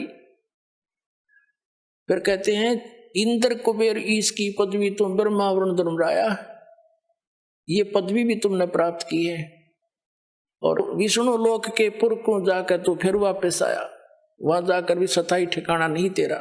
फिर बताते हैं कि असंख्य असंख्य जन्म तन मरत्या हो गए, जीवित क्यों ना मरे रे। जीवित मरना है इन लोगों के चोचलों से मन हटाना, जनता के जो भक्ति नहीं कर रहे वो लोग, वो कैसी परंपरा मनाते रहे, आपने उससे अपना दिल डांटना पड़ेगा, मर्यादा में रहना पड़ेगा। दूसरा जीवित ये मरना है कि जैसे न्यू सोच ले, परमात्मा पाने के लिए, समय निकालने के लिए, यहां आने के लिए आपने इतना अपना मन समझाना पड़ेगा। जैसे एक व्यक्ति किसी कामवश नाइट सर्विस से कहीं जा रहा था, उस काम को करके जल्दी वापस आना था, उसने इतना इंपॉर्टेंट काम था घर पे, वो नाइट सर्विस वाली बस दुर्घटनाग्रस्त होगी, उसकी मृत्यु होगी। कितना अर्जेंट काम था वो, जिसके लिए रात को जाकर वापस आना था। अब वो ना रहा, वो काम न कौन करेगा, अर्जेंट ने। अब नो हिसाब ला के चल रहे वहां से, जैसे कोई आपको ये कहता है कि वहां जाने में ये हानि हो जाती है, ये हो जाती है, वो तो बालक है, कुछ भी कह सकता है, जिसको ज्ञान नहीं। आपने ये सोच लेना चाहिए, वे मान ले आज मेरी मृत्यु हो जाती है, और फिर कौन करेगा इस काम को। ये तो फाइनल है, इसमें मानो चाहे ना मानो, 100 की 100 सत्य है। फिर नो सोच के आ जा कि मैं आज नो सोच ले मर गया, और चल सत्संग। तो ऐसे कहते देसी भाषा में, काम छोड़ने काम होया करे। अब मान लीजिए फिर 3 दिन पाछे, चौथे दिन आप फिर पहुंच गए, 5वें दिन वापस। अब 3 दिन नो सोच ले आप मर गए, और उस 3 दिन में जो भी काम खराब हो गया अपना फिर सेट कर लेंगे। हर्जा परमानेंट टिकट कट की, फिर कौन संभालेगा उन्हें। तो इसको कहते हैं जीवित मरना। 3 दिन जीवित मर लो, अब देख लो मेरे बाचा के होगा, फिर भी तो होगा उसका कुछ जुगाड़। तो इतना दिल डांटना पड़ेगा आपने। तो कहते हैं असंख्य जन्म तन मरत्या हो गए, एक बार जीवित क्यों ना मरे रे, और 12 मद महल मठ बोरे, बहुर ना दे धरे रे। अभी तक ये 10वां द्वार की जो है ना धुन ला रखी थी, रट लगा रखी थी, 10वां द्वार पार कर दे, 10वां द्वार पार में भगवान, अरे कि जम्मू रांझड़ी वाला श्री मधु परमहंस कबीर पंथी को और कख पता नहीं, यू घर में छाती पीटा करता, घर में खिड़की पा गई, घर में द्वार पा गया, किसी ने नहीं बताया आज तक।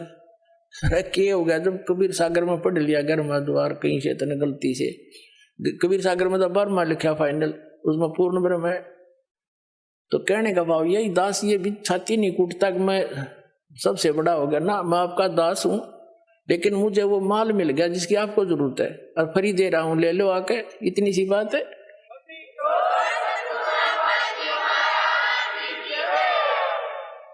कहते हैं 12 मद महल मठ बोरे, बर में द्वार में, बर मां द्वार पार करके वो स्थान है, वो महल है, वो मठ है, वो ठिकाना है आपका, जहां बोर ना दे रे, जहां जाने के बाद साधक फिर लौटकर कभी संसार में नहीं आती, वो बर्मा द्वार पार करके जाना पड़ेगा आपको। फिर क्या बताते हैं कि दोजक नरक बहिष्ठ स्वर्ग, ये सभी देख लिए तुमने बहुत बार, दोजक बहिष्ठ सभी तय देखे, राजपाट के रसिया, और 3 लोक से तिरपत नाही, यो मन भोगी खसिया। इस मन की ऐसी गंदी वृत्ति है अब जैसे कोई गांव का सरपंच बन जाता है, उसकी प्रेरणा रहती है कि चेयरमैन बनूं, 5-7 गांवों पर मेरी कुछ चौधर हो। चेयरमैन बन जाता तो इन्होंने सोचा एमएलए बनूं, जब जी साहब है। एमएलए बनने के बाद भी इन्होंने सोचा कोई नहीं बात बनी, मंत्री बनो, जब बात बने झंडी वाली गाड़ी हो। अब मंत्री बन जाता है ना, उसकी बुद्धि घूम जाती है, क्योंकि मुख्यमंत्री है, सब कुछ तो मुख्यमंत्री बने, बात बने नहीं, बात बनी। उसमें संतुष्टि नहीं है, और मुख्यमंत्री को कति संतुष्टि नहीं। सोचा प्रधानमंत्री की कुर्सी मिले जब जी साहब है, इतने अट्टे कट लेगी, फिर गधा बना पाओगा, बूढ़ा बनाओगे ना संतरी। तो जो काम करने का है वो तो आसपास भी नहीं। तो क्या बताते हैं, दोजक बीस्त सभी तय देखे राजपाट के रसिया, और 3 लोक से तिरपति नाही ये मन भोगी खसिया। फिर क्या बताते हैं, सतगुरु मिले तो इच्छा मिटे। सतगुरु की पहचान बता रहे, सतगुरु मिले तो इच्छा मिटे, पदमिल पदे समाना, और चल हंसा उस लोक पठाऊं जो आदि अमर स्थाना। गीता अध्याय नंबर 18 के श्लोक नंबर 62 में कहा कि अर्जुन, तू सर्वभाव से उस परमेश्वर की शरण में जा, उसकी कृपा से तू परम शांति को और सनातन परम धाम को, शाश्वत स्थान को, अमर स्थान को प्राप्त होगा। गीता अध्याय नंबर 15 के श्लोक नंबर 4 में कहा कि तत्वदर्शी संत की प्राप्ति के पश्चात इस अज्ञान रूप अंधकार को तत्व ज्ञान रूपी शस्त्र से काट के, यानी से समझ कर, उसके पश्चात परमेश्वर के उस परम पद की खोज करनी चाहिए, जहां जाने के बाद साधक लौटकर कभी संसार में नहीं आता। अपने विषय में कहता है कि अर्जुन, तेरे और मेरे चौथे अध्याय के 5वें और 9वें श्लोक में, दूसरे अध्याय के 12वें श्लोक में, 10वें अध्याय के दूसरे श्लोक में, गीता जी में, ये गीता ज्ञानदाता ब्रह्म है, ये खुद कह रहा है कि तेरे और मेरे बहुत जन्म हो चुके, तू नहीं जानता, मैं जानता हूं। इसे सिद्ध है कि ब्रह्म का साधक भी नाशवान, ब्रह्म भी नाशवान। तब क्या बता रहे हैं कि सतगुरु मिले तो इच्छा मिटावा यहाँ की, कि क्या क्या डले ढोरा है तू, जो काम इस अनमोल जीवन मनुष्य जीवन से करना था वो कर, और जो तुझे चाहिएगा भगवान ने देता है वो, और वो परमात्मा आपको मिल जाएगा। जो आवश्यकता आपको होगी वो अवश्य देगा, चाहे तेरे भाग में भी ना हो। और आप अन्य भगवानों से वो ग्रहण ही नहीं कर सकते थे, सारी उम्र सर पे टिकले उनके बारे में द्वार के आगे। अब कि कौन नहीं चाहेगा इस समर्थ की ओट, सभी चाहेंगे, सबको चाह इस भगवान की। अभी पता ही नहीं था, हमने को बताने वाला नहीं था। परमात्मा आए जब ये संतों ने कोशिश की बताने की, जो उनसे मिले, परमात्मा से मिले थे, उनकी हमने सुनी नहीं। हमारे नकली गुरुओं ने सुनने नहीं दी कि तो अनपढ़ है, अशिक्षित है, इनको क्या पता है। तो परमात्मा ने सारे शिक्षित करे पहले अपने बच्चे, और फिर समझाओगे पूरे ज्ञान को। अब क्या बताते हैं कि सतगुरु मिले तो इच्छा मिटे, इंद्र दा राज कागदा बेस्टा। कहते यहाँ के स्वर्ग के राजा का राज्य भी आपको प्राप्त हो, न सोच ले, काग की बीट है सतलोक के सुख के सामने, काग की टट्टी। यहाँ के एमएलए एमपी मंत्री प्रधानमंत्री तो कुछ भी नहीं फिर स्वर्ग के देवता के सामने, और वो भी काग की बीट। तो ये क्या होगा फिर। तो हमने इस ज्ञान से ये जानकारी होगी। और फिर पद मिल पदे समाना, पद का अर्थ है पद्धति। यहाँ पद के 2 अर्थ है, क्योंकि ये पद्य भाग है, इसमें शब्दों को कई बार उस राग के अनुसार अधूरा बोला जाता है। पद मिल पदे समाना, पद माने शास्त्र अनुकूल पद्धति, पूजा की विधि, मेथड ऑफ वर्शिप, पूजा की विधि तरीका। सही पद मिलने पर और उस पद के सही पद्धति की प्राप्ति होने से, सच्चे मंत्र और जाप विधि का प्राप्त होने पर, पद मिल पदे समाना, उस पद में, अमर पद में, जहां जाने के बाद कभी लौटकर संसार में नहीं आते, उस पद में समा जाओगे तुम। कहते हैं सतगुरु मिले तो इच्छा मिटे, पद मिल पदे समाना, और चल हंसा उस लोक पठाऊं जो आदि अमर स्थाना, जो कभी नष्ट नहीं होता, आदि अमर स्थाना। और वहां क्या सुख है, 4 मुक्ति जहां चंपी करती, माया होरी दासी, दास गरीब अभय पद पर से। वह मृत्यु नहीं, डर नहीं किसी के, यहाँ भय नहीं निकल रहा। राष्ट्रपति का भी मेरे बैठ बॉडी गार्ड रखने पड़ते हैं। फिर कहते हैं 4 मुक्ति जहां चंपी करती, यहाँ की जो सुविधा है, स्वर्ग महास्वर्ग और 2-4 प्रकार की मुक्तियां हम आज तक सुना करते थे, उसको प्राप्त प्राणी को स्वर्ग में बड़ा सुख होता है, लेकिन वो तो अस्थायी होता है, सीमित होता है। उसके बाद नरक में भी जाता है, गधा भी बनता है, वो तो खत्म हुई फिर। जैसे आपने श्री महावीर जैन जी का इतिहास कई बार दिखाया दास ने, 80 लाख बार तो वो देवता बना, और 60 करोड़ बार गधा, 30 करोड़ बार हाथी, 30 करोड़ बार कुत्ता है। वो कुत्ता थे कब बना बतेरा, वो प्रधानमंत्री चाहे स्वर्ग का देवता हो, सारी मरोड़ निकल जाए कब्र में। तो क्या बताना चाहते हैं कि वो सुख जो इन लोकों में तुम देख रहे हो, वो उसकी तुलना मत बता दिया इंद्रदाराज का गदा बेष्टा, लेकिन वो सुख जो 4 मुक्ति तो मानते हो, ये तुम्हारे चरणों में सतलोक में ये सारी सुविधाएं जो स्वर्ग, यहाँ के स्वर्ग में, लेकिन इनसे भी अच्छी वहां सदा रहेंगी, सारे सुख है वहां पर। ये नाचने गाने तुम वहां करियो ठाठते, अड़ बकवाद करो, अड़ नाचे डीजे ला के, दूल्हे की मृत्यु होगी एक्सीडेंट में, फिर टक्कर मारे, बजा ले डीजे अड़े, खा के यहाँ के खुशी मनाओ गंदे लोक में। यहाँ तो अपना कान सा बोझ के भक्ति करके पीछा छुटा के फिर वह नाचियो गाइयो ठाठते खुशी मनाना, वह सदा दिवाली रहेगी। समर्थ का शरणाग हो रंग होरी हो, और कदे ना हो एकाज राम रंग होरी हो। समर्थ की शरण में आओ, सदा सुखी रहोगे। कहते 4 मुक्ति जहाँ चंपी करती, और माया होरी दासी, जिस माया के पीछे तुम भटक रहे हो रिश्वत चोरी पकवाद कर करके, कहते ये वहां आपके चरणों में पड़ी रहा करेगी। और दास गरीब अभय पद पर से वो मिले राम अविनाशी, अविनाशी राम कबीर परमात्मा मिलेगा आपको। और वो तरीका इस दास के पास है, वह भेजने का पूरा पासपोर्ट बनवा लो। बोलो सतगुरुदेव।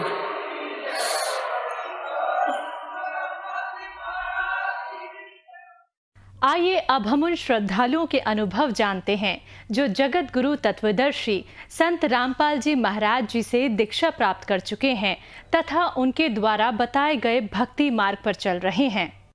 नमस्कार सर। सत साहब जी। सर क्या शुभ नाम है आप जी का? मेरा नाम राजीव दास है। सर कहाँ से आए आप? मैं वैसे तो चंडीगढ़ से बिलोंग करता हूँ, लेकिन मैं लंदन से आया हूँ। मैं इंग्लैंड में रहते हुए मेरे को 10 साल हो गए। Sir, what is your occupation? I've been working as a physiotherapist for the past 10 years in England. I went to England in 2003, and ever since I've been living there as a physiotherapist. I've been working in one of the hospitals close to London, on the outskirts of Greater London.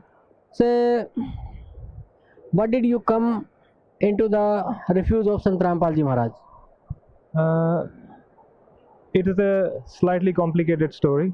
In 2003, I was about to get married to my wife, of course, and when I came into her contact, she told me about Sadguru Rampal Ji Maharaj, and during that time she talked to me about different things which I had never heard in the past. So things like who is Supreme God, where does he live, what does he look like, मतलब पूर्ण परमात्मा कैसा है, वो कैसा दिखता है, वो कहाँ है, क्या करता है, कहाँ रहता है, इसके बारे में मेरे को बिल्कुल भी ज्ञान नहीं था। तो ये सारी भक्ति करने से पहले मैं एक ब्राह्मण फैमिली को बिलोंग करता हूँ, तो मैं ये पारंपरिक अपनी भक्ति करता था। भक्ति तो हम क्या करते थे, चंडीगढ़ में रहते थे, पले बड़े वहीं पे थे, तो हमारी भक्ति वही नाम की भक्ति थी। मंदिर चले आते थे, मंगलवार को बुदाने का प्रसाद चढ़ा देते थे, फिर कभी कोई शिवरात्रि होती थी तो मंदिर जाके शिव जी की शिवलिंग पे पानी चढ़ा देते थे। अपनी माता जी को देखते थे आरती करते हुए शाम को, तो उनके साथ खड़े हो जाते थे, 2-3 लाइनें उनके साथ गा लेते थे। इस तरह की भक्ति किया करते थे। तो पारंपरिक मेरे को यही ज्ञान था कि ये परमात्मा है। फिर हमने कुछ पिक्चर्स देखी थी, जैसे उसमें दिखाते थे कि परमात्मा शिव जी हैं, शिव जी की तीसरी आंख है, वो खुल जाएगी तो सब कुछ नष्ट हो जाएगा। तो वो देख के हमें डर लगता था, तो हमने मन में शिव जी को ही जैसे अपना इष्ट मान लिया कि शिव जी पूर्ण परमात्मा है, इनकी तीसरी आंख जिस दिन खुल जाएगी उस दिन परले हो जाएगी, तो शिव जी को खुश रखना चाहिए। तो हमारे दिमाग में आया कि शिव जी ही सब कुछ है। तो एक तरह से मैं शिव भगवान को अपना इष्ट माना करता था। ओम नमः शिवाय का मंत्र वैसे ही कर लिया करता था स्वाभाविक, जैसे स्कूल जा रहा हूँ साइकिल चलाते हुए तो रास्ते में यही करता रहता था, और मंदिर जाया करता था, जन्माष्टमी पे चला जाया करता था मंदिर। तो यही भक्ति किया करता था मैं। इसके अलावा मेरे को भक्ति के बारे में कोई ज्ञान नहीं था। ना मैंने कभी वेदों का नाम सुना था, ना मैंने गीता का नाम सुना था। गीता का नाम भी मैंने पहली बार तब सुना जब टीवी पे वो सीरियल आया श्री कृष्ण जी के बारे में, उसमें दिखाया गया कि श्री कृष्ण जी ने गीता का ज्ञान दिया, तो मैंने पहली बार ज़िंदगी में गीता का नाम सुना था। हालांकि मैं ब्राह्मण फैमिली से बिलोंग करता हूँ, हमारे पिछले जो पूर्वज रहे हैं वो राज पंडित रहे हैं, वे ऐसा मेरे को बताया गया था, लेकिन मेरे को इस बारे में कोई ज्ञान नहीं था।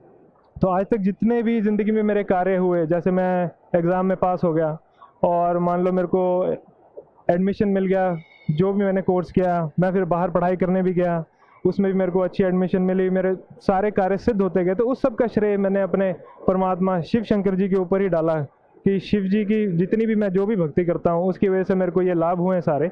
और पारंपरिक यही पूजा करता रहा और सोचता रहा कि हाँ इसी से सब कुछ होता है। और उसके बाद जब मेरी शादी की बात चली 2003 में, तो 2003 में जो मेरी करंट वाइफ है उनके साथ कांटेक्ट में आने के बाद मेरे को पता लगा कुछ ऐसी बातों का जो मैंने आज तक कभी सुना नहीं था। और वो सुनने के बाद मेरे को ऐसा झटका लगा अंदर तक कि ये बात कोई मेरे से कह नहीं सकता। तो मेरे को बहुत दुख हुआ, मेरे को बहुत गुस्सा चढ़ा कि मेरे शिव जी भगवान को किसी ने ऐसे कैसे कह दिया कि ये पूर्ण परमात्मा नहीं है, इनसे ऊपर कोई और भी भगवान है, क्योंकि मैंने आज तक ऐसी कोई बात सुनी नहीं थी। तो मुझे बड़ा दुख हुआ और एक तरह से मेरे को लगा कि यार ये बात ठीक नहीं है। खैर धीरे धीरे क्या हुआ कि उन्होंने मेरे को बताया कि ऐसे ऐसे परमात्मा के बारे में ये ज्ञान किताबों में दिया गया है और हमारे सतगुरु रामपाल जी महाराज ने ये ज्ञान हमें बताया है। तो मेरी उत्सुकता अंदर से बढ़ी, तो मेरे को लगा कि ये मेरे को जानना चाहिए, ऐसी क्या बात है इसके अंदर।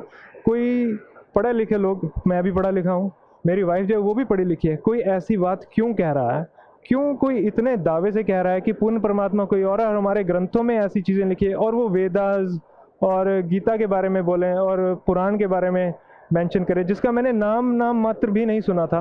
और जब मेरे को ये सब लगा कि ये सब देखना चाहिए, तो मुझे लगा कि मुझे जानना है इसके बारे में। तो मेरी उत्सुकता बढ़ती गई, मैं उनसे और पूछता गया कि मेरे को बताओ और क्या है। तो मेरे को उन्होंने सबसे पहले सृष्टि रचना का ज्ञान बताया। ये मेरी बात उनसे फ़ोन पे हुआ करती थी, मैं उस वक्त इंग्लैंड में ही था, और फ़ोन पे उन्होंने मेरे को जैसे सृष्टि रचना का ज्ञान बताया, एक दो चीज़ें और बताई, और मैंने जाके थोड़ा इंटरनेट के ऊपर खोला, गुरु जी की वेबसाइट को भी खोला थोड़ा सा, जो www.jagatgururampalji.org, और थोड़ा मैंने बाकी गीता की वेबसाइट को खोला। तो उसमें एक दो श्लोक ऐसे जैसे उन्होंने बताए थे मेरे को, तो उसमें कुछ श्लोक संकेत कर रहे थे कि पूर्ण परमात्मा कोई और है, और वो जो गीता का ज्ञान देने वाला परमात्मा है वो अर्जुन को कह रहा है, अर्जुन अगर तुझे पूर्ण मोक्ष चाहिए या पूर्ण शांति चाहिए तो उस परमात्मा की शरण में चला जा। और गीता ज्ञानदाता खुद ज्ञान दे रहा है, और वो अपने स्तर पे भी ज्ञान दे के बोलता है कि अगर तेरे को ये चाहिए, मेरी भक्ति करेगा तो मैं तेरे को यहाँ के सारे सुख दूंगा, लेकिन अगर तेरे को पूर्ण परमात्मा चाहिए और तेरे को मुक्ति चाहिए तो तू उस परमात्मा की शरण में चला जा, उस परमेश्वर की शरण में जा। तो ये जानकर मेरे को बड़ी हैरानी हुई। फिर मेरी उनसे और बात होती रही।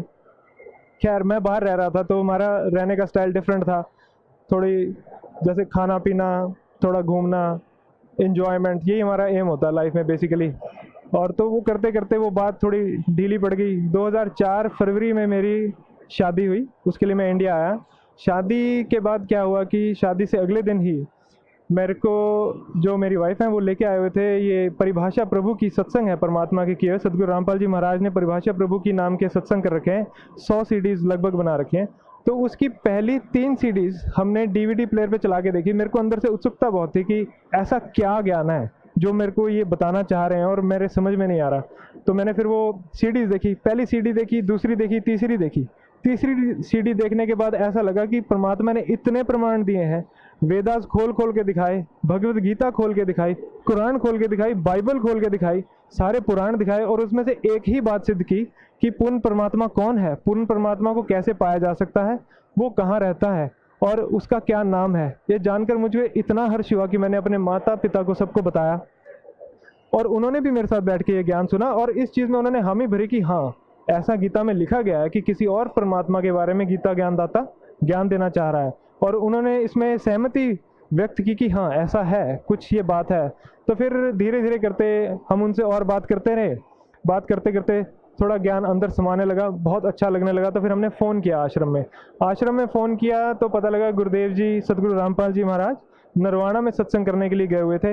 ये फरवरी की बात है, फरवरी 2004, 17 फरवरी को मेरा विवाह हुआ था, और 26 फरवरी 2004 को मैंने नरवाना में जाके सर छोटूराम पार्क में सतगुरु रामपाल जी महाराज वहाँ सत्संग कर रहे थे, तो वहाँ पे जाके परमात्मा के चरणों में बैठकर मैंने परमात्मा से नाम दीक्षा प्राप्त की थी, और उस दिन को मैं अपना सबसे अच्छा शुभ दिन मानता हूँ कि मेरे को परमात्मा की शरण मिली, जिसके कारण मेरा जीवन ही बदल गया और मेरे जीवन को एक इतनी अच्छी दिशा मिली।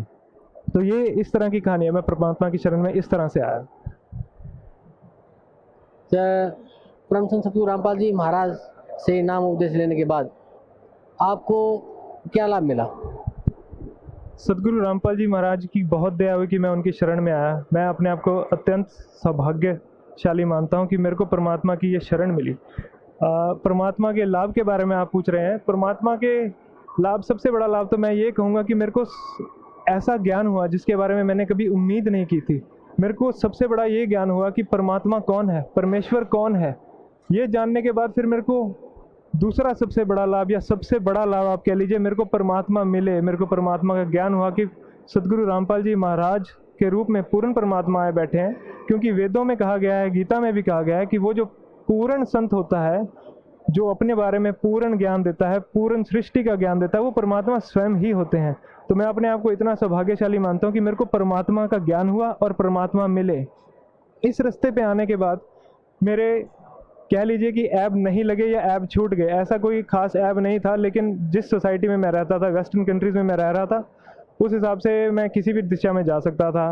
वहाँ पे सोशल ड्रिंकिंग आम चीज़ है, अल्कोहल, विस्की ये पीना कोई बहुत बड़ी बात नहीं है। पार्टीज में लोग सोशलाइज करते हैं, it's very easy that you can get into this habit. But मेरे साथ ऐसा नहीं हुआ। परमात्मा के नियम हैं, जिनके नियमों का पालन करते हुए हमें इस मर्यादा में रहना होता है कि हम कोई भी किसी भी तरह का नशीला पदार्थ का सेवन ना करें, कोई मांस ना खाएं। ये नाम लेने से पहले मैं कभी कभार मांस खा भी लिया करता था, लेकिन जब से मेरे को पता लगा, जैसे मेरी वाइफ ने भी मेरे को बताया कि ये चीज़ें खानी अच्छी नहीं होती, जैसा अन्न वैसा मन, तो उस समय से मैंने ये खाना भी छोड़ दिया था। लेकिन परमात्मा के नियम होने के बाद, नियम पता लगने के बाद मेरे को ऐसा लगा कि मेरी जीवन की दिशा बिल्कुल बदल गई। इससे पहले मैं सोचा करता था, मतलब यही एम लेके मैं बाहर गया था कि मैं अच्छे पैसे कमा लूँगा, जिस तरह का मेरा प्रोफेशन है उसमें मैं अच्छी तरह से नौकरी कर सकता हूँ, पैसे कमा सकता हूँ, कोई प्रॉब्लम नहीं है, और एक अच्छी लाइफ व्यतीत कर सकता हूँ।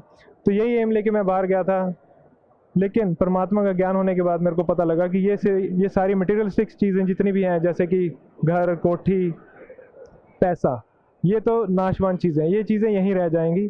और बाकी जो असली धन हमारा है, जो कि राम नाम का धन है, जो कि भक्ति है, वो मेरे को पूर्ण संत सतगुरु रामपाल जी महाराज जी से ही प्राप्त हुई।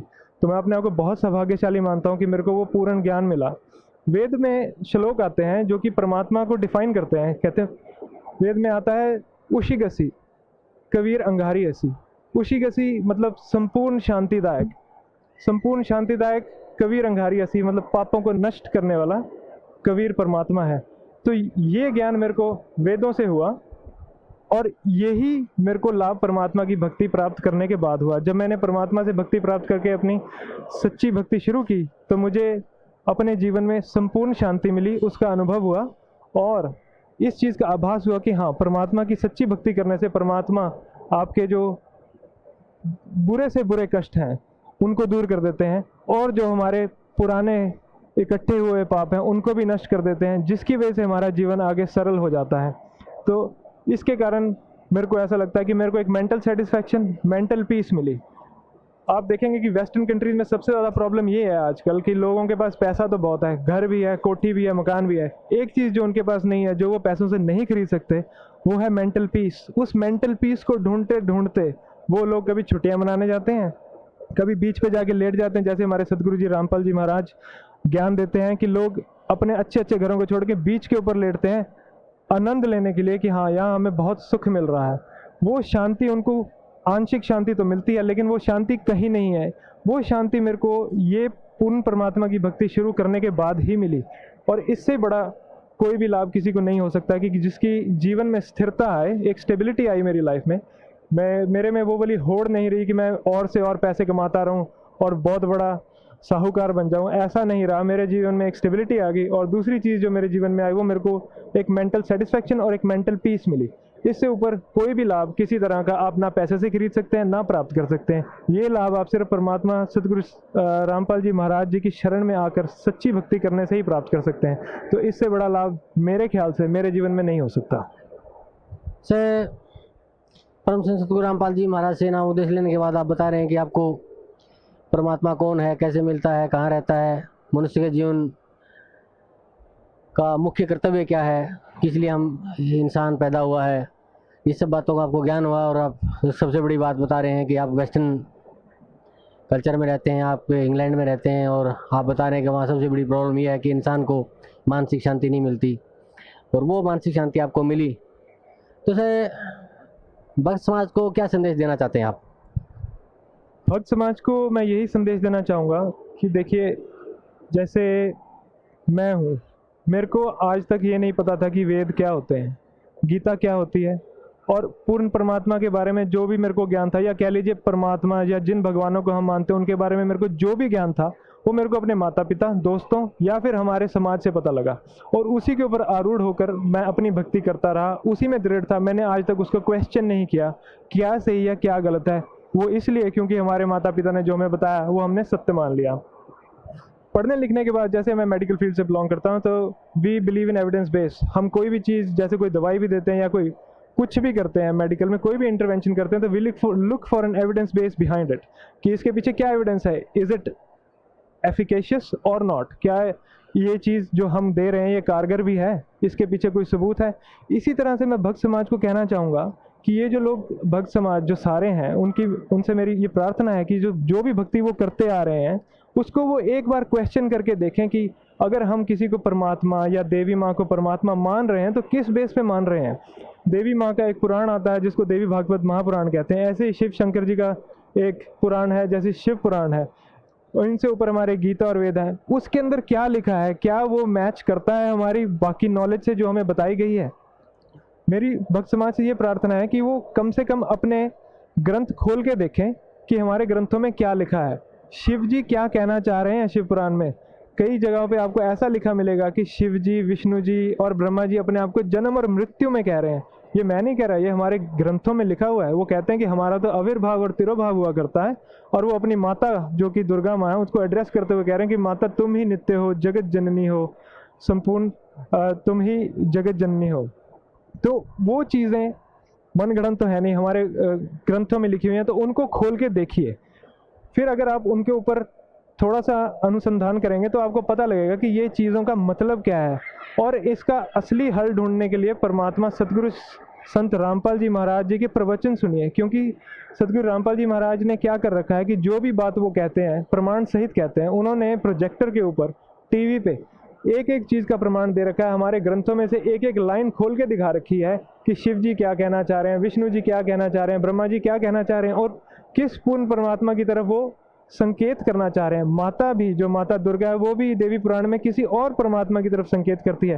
तो ये सब कलेक्टिवली क्या बताना चाह रहे हैं। इसी तरह से परमात्मा ने हमें कुरान शरीफ और बाइबल में से ज्ञान दिया है, और ये प्रूव किया है कि परमात्मा एक है जिसका नाम कबीर देव है, या हमारी लोकल भाषा में कह लीजिए कबीर साहिब है या कबीर देव है। वो परमात्मा का ज्ञान इन सारे ग्रंथों में एक ही है। गीता में भी यही है, वेदास में भी यही है, बाइबल और कुरान में मिलाकर यही है। तो इतने सारे एविडेंस देखकर मेरे को ये संतुष्टि हुई कि actually yes, this is the right way of worship, this is the right path which is the one we should follow, and this is what I want to say to the devotee society. यही मैं भक्त समाज से कहना चाहूँगा कि वो कम से कम परमात्मा के सत्संग को सुने और देखें, और अगर उस पर यकीन नहीं होता तो वो उनकी किताबें खोल के देख लें, किताबों से मैच कर लें और जानें कि परमात्मा क्या कहना चाह रहे हैं। कबीर साहब का एक श्लोक है, वो कहते हैं कि ये मानव जन्म दुर्लभ है, ये मिले ना बारंबार, जैसे तरवर से पट्टा टूट गिरे बहुर न लगता डार। तो जो मानव शरीर हमें प्राप्त हुआ है, ये भक्ति करने के लिए प्राप्त हुआ, और एक बार ये मानव शरीर खत्म हो गया तो ये एक पत्ते की तरह है जो पेड़ से टूट के फिर सूख जाता है और मर जाता है। इसी तरह हम मरने के बाद किसी भी योनि में जा सकते हैं, कोई कुत्ता बन सकता है, गधा बन सकता है, 84 लाख योनि में भी जा सकते हैं। हमें मानव शरीर इसलिए प्राप्त हुआ है कि हम परमात्मा की पूर्ण भक्ति कर सकें, और जो हमारे जीवन का मेन उद्देश्य है मोक्ष, वो प्राप्त कर सके। भौतिक सुख तो इस भक्ति से हमें स्वाभाविक ही हो जाते हैं, वो तो एज अ बाय प्रोडक्ट मिलता है हमें इस भक्ति का, लेकिन जो हमारी भक्ति का मेन एम है वो है मोक्ष प्राप्त करना। वही मोक्ष जो गीता में भगवान श्री कृष्ण या गीता ज्ञानदाता अर्जुन को कहता है कि उस मोक्ष को प्राप्त करने के लिए तो उस परमेश्वर की शरण में जा, जो से तेरे को वो मोक्ष प्राप्त होगा। और उसी के लिए वो कहते हैं कि उन तत्वदर्शी संतों से जाके उनको दंडवत प्रणाम करो, उनसे वो ज्ञान सुन जो तुझे पूर्ण परमात्मा का ज्ञान करेंगे, और फिर उनकी शरण में जाने से तेरे को मोक्ष प्राप्त होगा।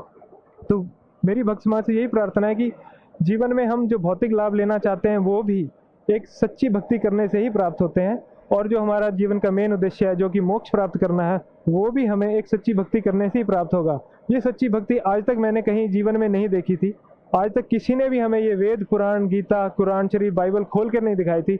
और ये सिर्फ सतगुरु रामपाल जी महाराज जी ने ये पूरे सारे जितने भी हमारे ग्रंथ और शास्त्र हैं, इन सबका समरी और एनालिसिस करके हमारे सामने रख दिया है, जिससे एक ही बात प्रूव होती है कि परमात्मा कबीर साहिब हैं या कबीर देव हैं, और वो सत्य लोग या शाश्वत स्थान में रहते हैं। और उनकी भक्ति करने के लिए एक पूर्ण संत चाहिए, और पूर्ण संत वो होगा जो आपको सृष्टि रचना का पूरा ज्ञान देगा और पूर्ण परमात्मा के बारे में पूरा ज्ञान देगा। और उससे भक्ति करने के बाद आप ये मोक्ष प्राप्त कर सकते हैं, और आप पूर्ण परमात्मा के उस लोक में जा सकते हैं जहाँ से हम बिछड़कर पहले आए थे। तो मेरी भक्त समाज से यही प्रार्थना है कि आप सतगुरु रामपाल जी महाराज जी का लिटरेचर पढ़िए, जो कि एक ज्ञान गंगा नाम की एक पुस्तक है, जिसमें विस्तृत बयान दिया गया है, लेकिन समरी में दिया गया। आप उसको पढ़ सकते हैं, और आप चाहें तो उसको अपने ग्रंथों से मिला सकते हैं। दूसरी एक वेबसाइट है www.jagatgururampalji.org। आप उस पर जाके ये सारे जितने भी एविडेंसेस हमारे गुरुदेव जी ने बता रखे हैं वो उस पर आप सारे चेक कर सकते हैं। गुरुदेव जी ने बहुत सारे वीडियोस बना रखे हैं, वो भी आप चेक कर सकते हैं। इसका एकमात्र रास्ता यही है कि आप अपने ग्रंथों का अनुसंधान कीजिए और परमात्मा सतगुरु संत रामपाल जी महाराज जी के प्रवचन सुनिए और पूर्ण ज्ञान प्राप्त कीजिए। इसी से आपको पूर्ण लाभ होगा और इसी से मोक्ष प्राप्त होगा। Thank you sir, thank you so much.